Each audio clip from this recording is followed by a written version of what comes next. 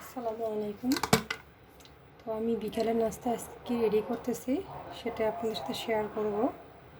তো এখানে আমি সয়াবিন তেলটা একটু বেশি করে নিয়েছি। তারপরে এখানে আমি দেব বাসায় বানানো ঘি।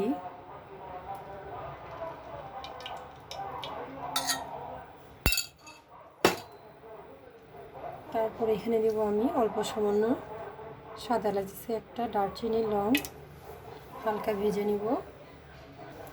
তো এই তো আমার মশলাগুলো ভাজা হয়ে গেছে। আর এখানে আমি দিব হচ্ছে এই যে খোলা সেমাই ভেজে রাখা। এটা হচ্ছে আমি জর্দা বানাবো। আর এই সময়টা জর্দা করে খেলে অনেক মজা লাগে। এটা হচ্ছে পানের জর্দা বলে না, এটাকে তো সেমাই জর্দা বলা হয়। আর এভাবে রান্না করলে এটা অসম্ভব মজাদার একটা রেসিপি হয়। তো এটাই আপনাদের সাথে শেয়ার করার জন্য আজকে আমি আসছি।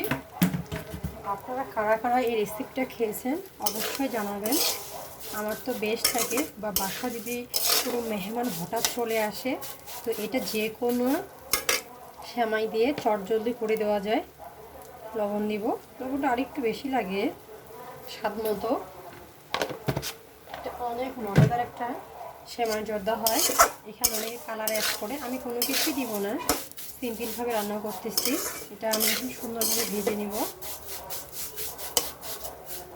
লাল করে। আর এখানে আমি অ্যাড করব এই যে কিছু কিশমিশ।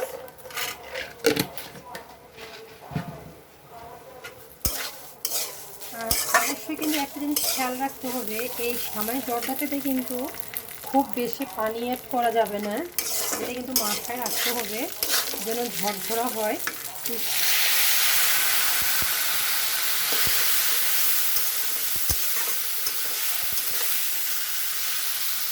যেন সেটা হালকা পরিমাণে সিদ্ধ হয়, খুব কিন্তু একটু সিদ্ধ করা যাবে না, তাহলে খেতে মজা হবে না।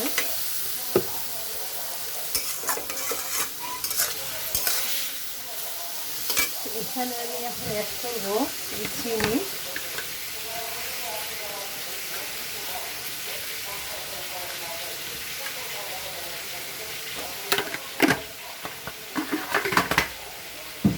আমি স্বাদ মতো চিনি দিয়ে দিলাম। দেখুন পানিটা কিন্তু আমার শুকায় আসছে। আর কিন্তু এইখানে বেশি পানি দেওয়া যাবে না। আর এই চিনিটা যে দিলাম, এটা এখন পানি ছাড়বে, এখানে খুব সুন্দর আবার সিদ্ধ হয়ে যায়।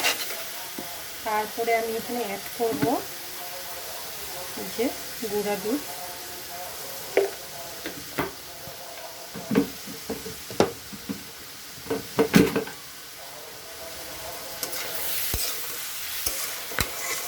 আর যাদের বাসায় নারকেল থাকে তারা তো নারকেলটাও অ্যাড করতে পারেন, নারকেলটা অ্যাড করলে অনেক মজা লাগে। তো আমার কাছে নাই, তাই আমি নারকেলটা অ্যাড করলাম না। তো এই তো আমার রেডি হয়ে গেল একদম ঝরঝরে খোলা সেমাই জর্দা। এই খোলা সেমাই বলা হয়, বাজারে তো খোলা অবস্থায় কিনতে পাওয়া যায়, আর আমরা তো বাসায় আনে ভেজে নেই। তো এই সেমাইটা কাটা খেতে ভালো লাগে অবশ্যই লাইক কমেন্ট শেয়ারের মাধ্যমে জানাবেন। তো আমার কাছে খুব খেতে ইচ্ছা করছিল, তাই এটা আমি এখন রান্না করে নিলাম। তো ঠিক আছে, আজকের মতো এখানে। আসসালামু আলাইকুম।